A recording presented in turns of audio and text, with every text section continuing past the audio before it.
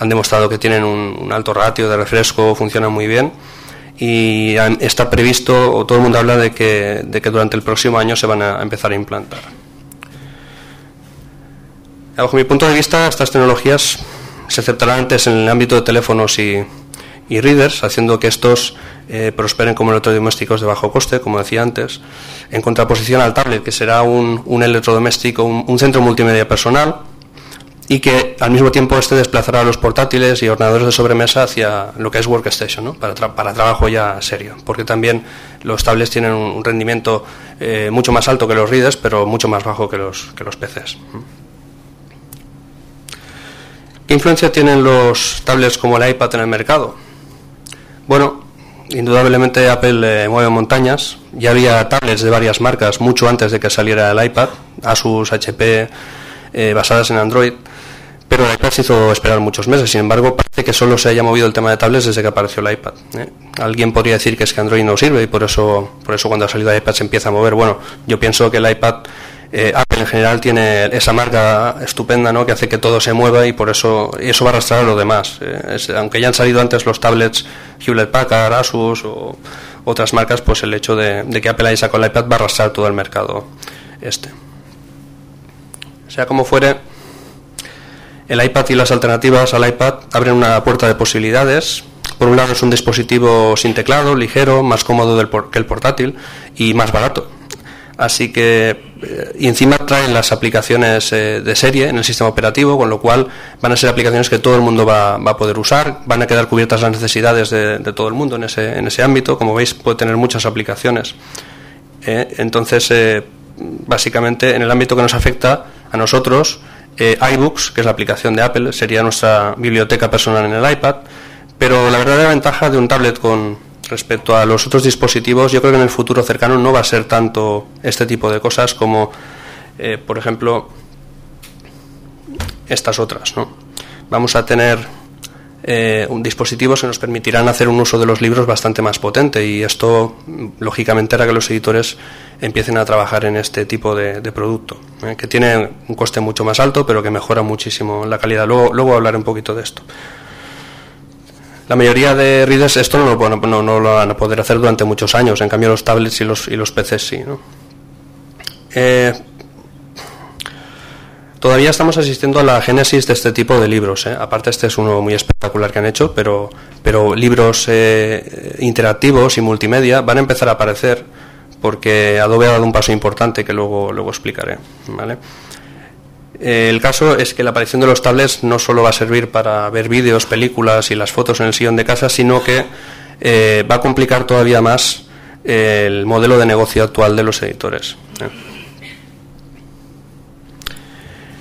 El formato EPUB es el único formato que ahora mismo yo creo que tiene sentido producir. Lo digo así de claro.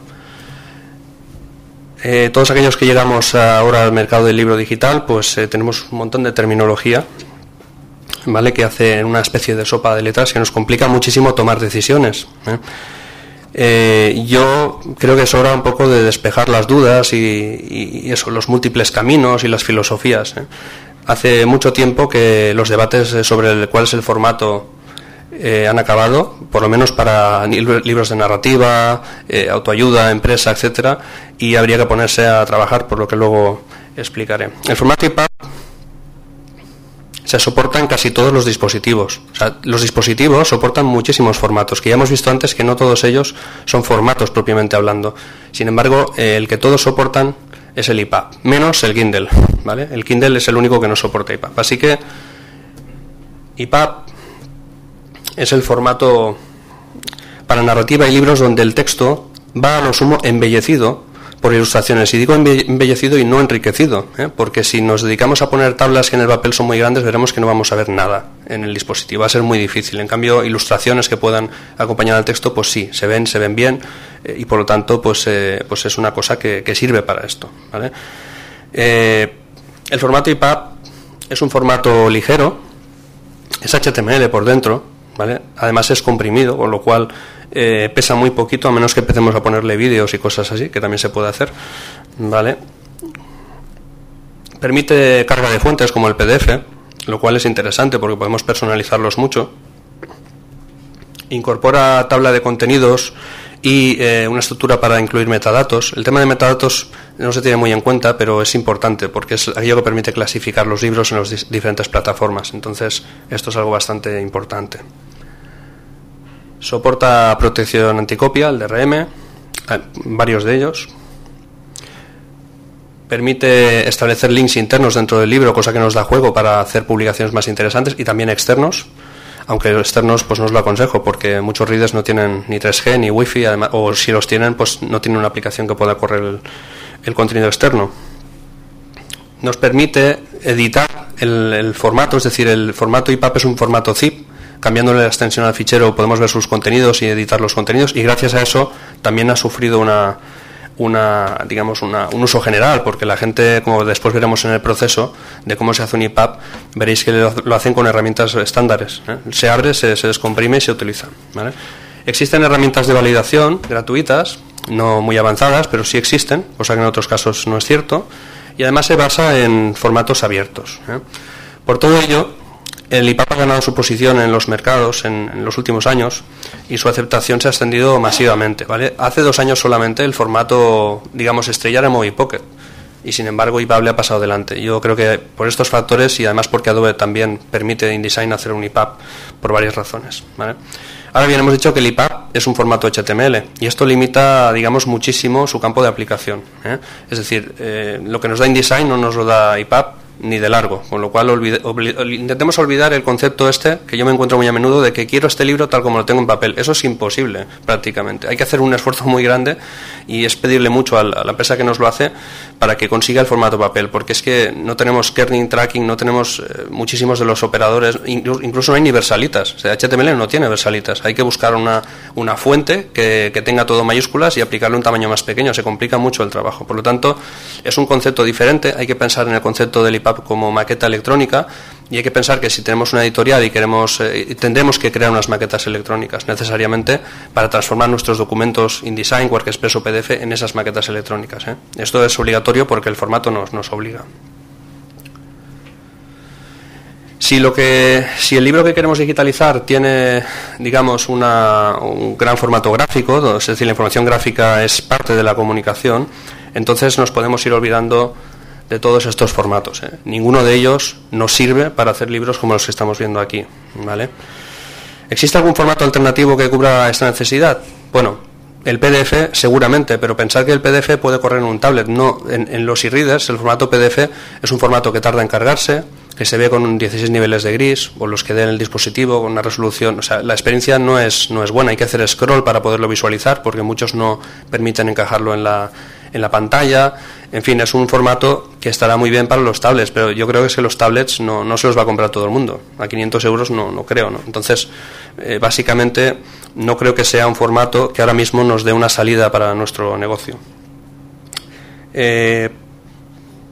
Pero yo, insisto, lo que teníamos que hacer es dejarnos de preguntar lo que tenemos que hacer y ponernos a trabajar.